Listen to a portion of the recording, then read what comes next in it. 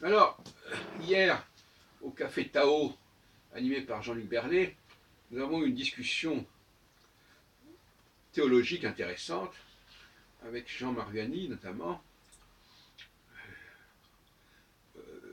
Bon, c'était comme ça, le sujet ne s'y prêtait pas spécialement, mais enfin, souvent il y a des digressions. Et d'ailleurs, certains éléments ont été filmés, mais pas tous malheureusement. Et donc, qui est ce Yahvé et qu'est-ce que c'est que l'androgyna? Voilà une des questions que j'aimerais traiter aujourd'hui. Alors, ce Yahvé, je crois qu'on peut dire quelque part que c'est un Dieu providentiel. C'est-à-dire c'est un Dieu qui intervient, comme dirait Mariani, c'est le service après-vente. Ce n'est pas le Dieu des origines, le Dieu créateur du monde, etc. Non, c'est un Dieu qui vient s'occuper des Hébreux, ici et maintenant, et pas selon un plan originel qui se développerait inexorablement et imperturbablement à travers les âges. Donc, notre providence, c'est Yahvé, Yahvé, dont je viens de dire dans une autre vidéo, qu'il est l'expression, l'émanation des dieux d'Abraham, d'Isaac et Jacob, qui sont nos dieux. Elohecha, nos dieux, parce que ça s'adresse à nous, à Israël. Nous sommes Israël. Alors, il faut bien comprendre que, bon, Berlet, il est gentil, mais enfin, il a des connaissances théologiques assez douteuses, puisque l'énothéisme, c'est pas du tout ce qu'il dit. L'énothéisme, c'est le fait que nous ayons un certain Dieu et que ça n'empêche pas qu'il existe d'autres dieux.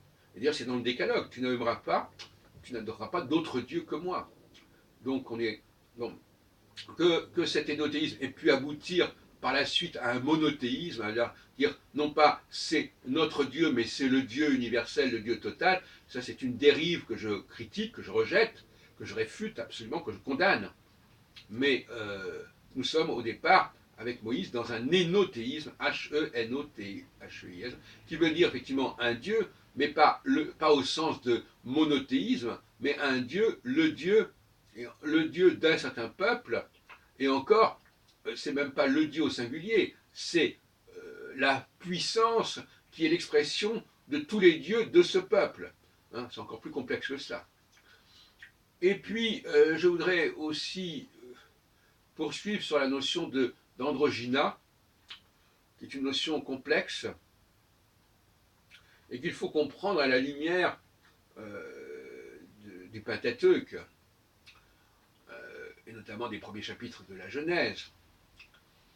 Alors actuellement, j'ai pris mes distances par rapport à une lecture euh, au premier degré de cette expression, l'androgyne, celui qui pourrait concevoir sans l'aide d'un élément extérieur. Oui, ce n'est pas ça qui nous intéresse, à mon avis. Il y a un terme que j'aime bien, c'est le terme de gémellité. Gémellité, c'est-à-dire qu'il y a, ça vient de mots qui vient de jumeaux, le jumeau, deux choses qui sont jumelées. D'où d'ailleurs l'expression jumelle. Les jumelles, ce sont deux lunettes qui sont reliées entre elles. Et donc, d'ailleurs, on m'avait offert pour ma bar mitzvah des jumelles. Et c'est intéressant parce que je suis allé hier à la synagogue et c'était justement là, il y avait une bar mitzvah et c'était justement, à mon avis, la paracha que j'avais lue en 1960, quand j'avais 13 ans, parce que le garçon est né le 29 novembre, qui a fait sa bar mitzvah, donc 2 jours avant moi. Et vous savez qu'il y a des différences avec le calendrier hébraïque et le calendrier français. Donc hier c'était je sais pas, le 10 décembre, comme ça. Et donc, gémellité, pour moi, c'est l'affirmation d'une dualité de l'humanité, une humanité à la fois dans la verticalité et dans l'horizontalité, les races sémitiques étant dans la verticalité et les races ariennes dans l'horizontalité, si on veut. Et Bon, j'en ai déjà parlé par ailleurs. Donc c'est cette dualité cruciforme en quelque sorte, parce que la croix est quelque chose qui n'a absolument pas à être réservé aux chrétiens. C'est pas lié à la crucifixion nécessairement. C'est une notion philosophique, métaphysique, ontologique importante de croisement entre l'horizontal et le vertical. Et d'ailleurs, on dit souvent que les 10 commandements commencent par un processus de verticalité et après par un processus d'horizontalité, la verticalité étant par rapport à Dieu et l'horizontalité étant par rapport aux hommes, etc.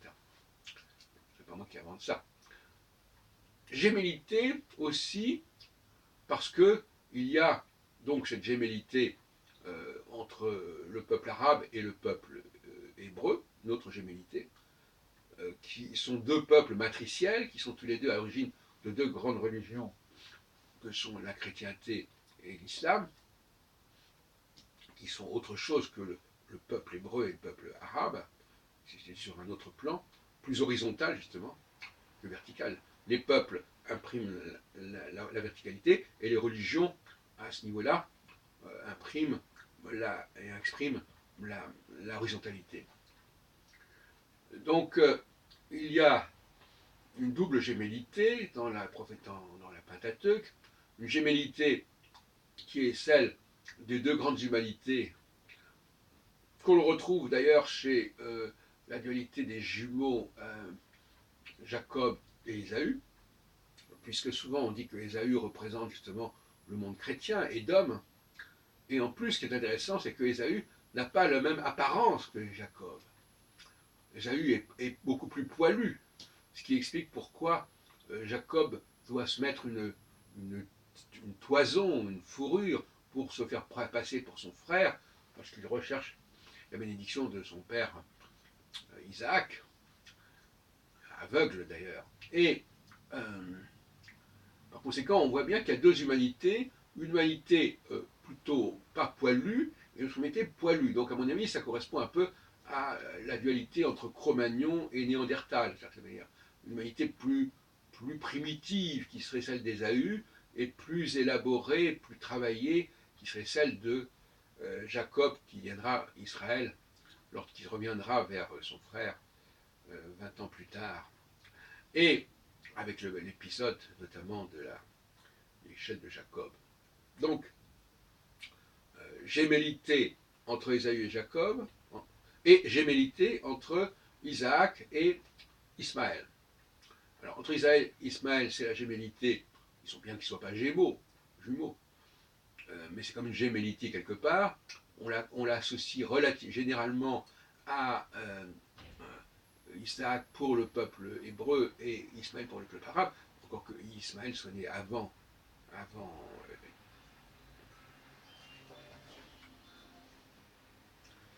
soit né avant Isaac. On sait que la naissance d'Isaac a été assez miraculeuse et assez tardive, et qu'ailleurs elle évoque quelque part, elle préfigure celle de Jésus. Bon, enfin passons, on a déjà parlé de ça. Et donc nous avons ces gémellités qui me paraissent beaucoup plus intéressantes et qui n'ont rien à voir directement avec la femme.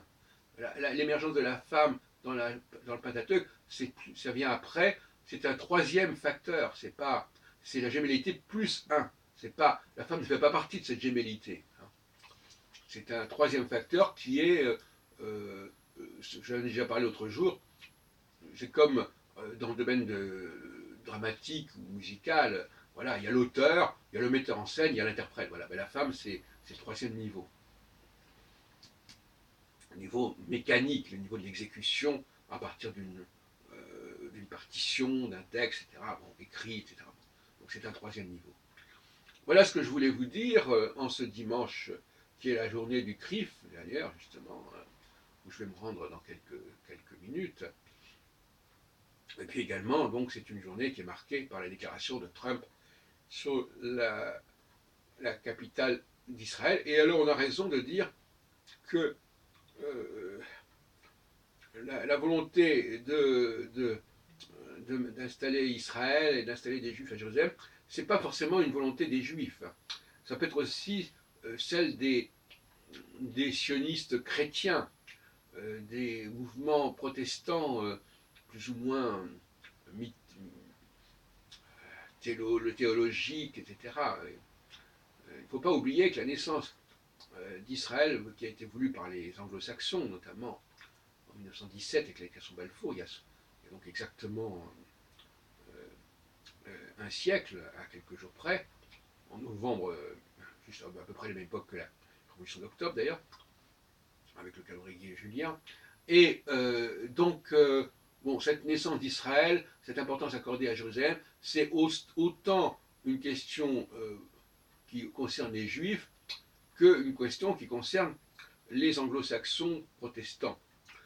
Et là, dans le cas de Trump, on peut en penser qu'il ne le fait pas forcément en faveur des Juifs, mais en faveur d'une certaine religion protestante, qui d'ailleurs a un discours sur le rôle des Juifs assez ambigu, comme on peut le savoir, puisque on dit que les Juifs doivent revenir en Palestine pour ensuite préparer l'avènement ou le retour de Jésus, etc. Bon, donc si vous voulez, c'est pas très clair non plus de ce point de vue-là. Il faudrait quand même le savoir, et c'est bien de le rappeler. Effectivement, la question d'Israël et de Jérusalem n'est pas une question qui ne concerne que les Juifs.